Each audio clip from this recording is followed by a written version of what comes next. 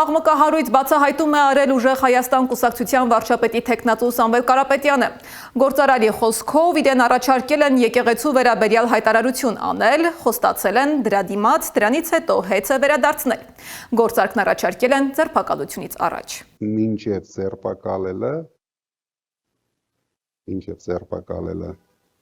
որ 1000 հոգով հարձակվել էին տան վրա, իրենք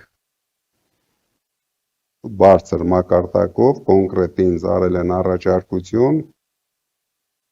որ գնամ սուրճ խմեմ մի տեղ, հայտարարեմ, որ եկեղեցուն չենք պաշտպանելու, դրանից հետո թե էլեկտրական ցանցերը, թե ամեն ինչը հետ է վերադարձվում, ես չեմ ընդունել առաջարկությունը եւ գնացել ենք առաջ։